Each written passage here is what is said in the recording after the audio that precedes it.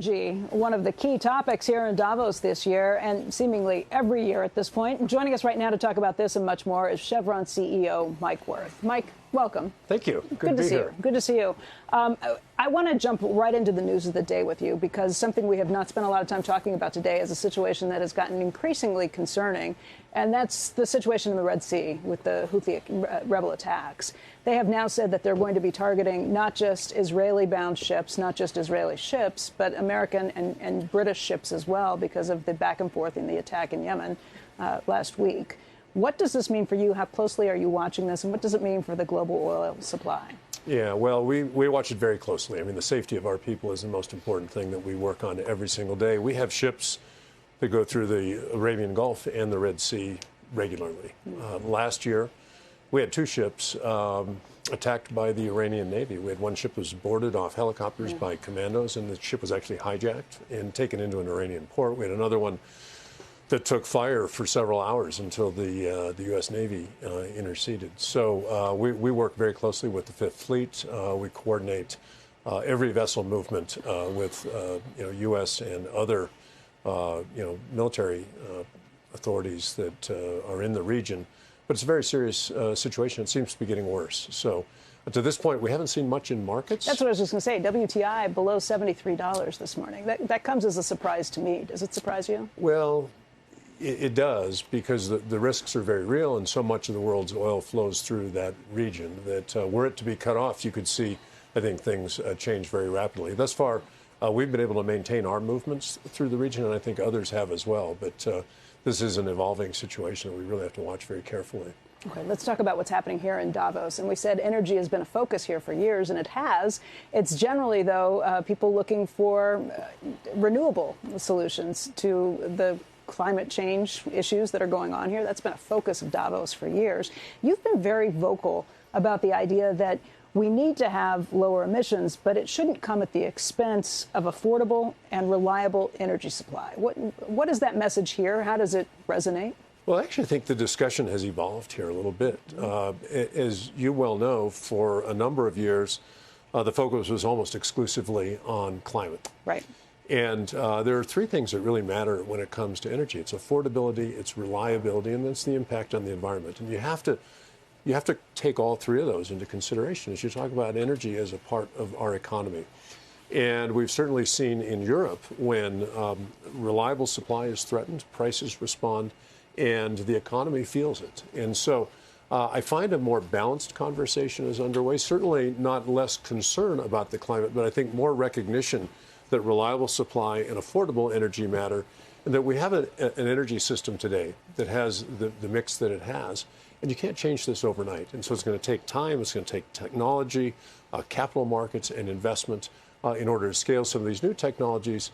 And we're on that path, but this is not something that can change as rapidly as I think most people would like to believe that it can. Do you think some of for example, the climate agreement, it was much more punitive for the United States vis-a-vis India and China, and we're already in much better shape in terms of controlling emissions. It's almost like we were taken. I worry about less developed countries having to live by rules established here by the global elite in Davos that you let them eat cake. You can't have hydrocarbons. You need. Basically, you're saying to other people that you have to lower your standard of living unless you can afford for carbon. You can't come into the first world like the rest of us. We've already had this, but you've got to.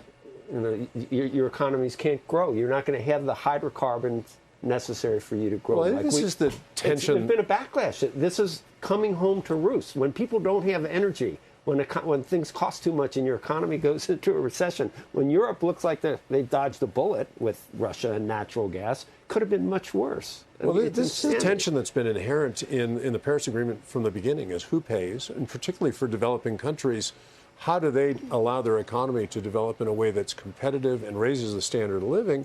And that's maybe a very different solution than what you see in the developed world, where you've got already great wealth. You've got an economy that is well developed, whether you're talking Europe or in the U.S., and the ability to afford things, be it in the energy sector or others, is very different. Mike, is the coal plants that we know are being developed every day in India and China, are they all clean coal?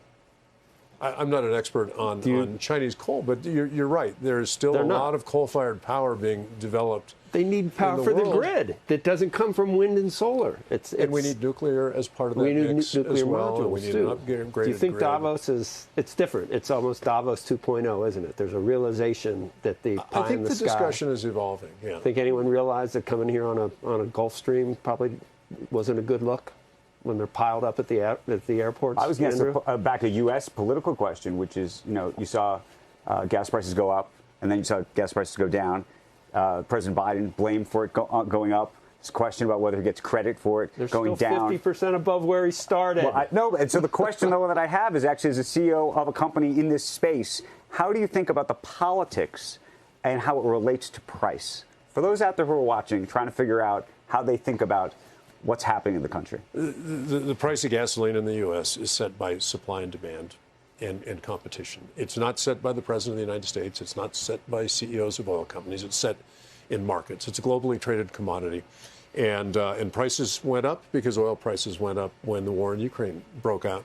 Prices came down as people realized that oil supplies weren't threatened. So there were sanctions that were imposed on Russia, but the Russian oil kept coming into the market. The sanctions that were imposed on Iran have not been But do you enforced. credit or blame a particular president at any point for either pipelines that are built or not built, or supply chains, or ports that are open or not open? Because all of those things also interact with the price. But that's a different issue than the price of gasoline today. That's about investment in long-term infrastructure, long-term energy supply, and energy security. Regulations. Those are important issues, but they're not really relevant to the price of gasoline in the short term. There's a more draconian regulatory environment now than there was before President Biden, is there not?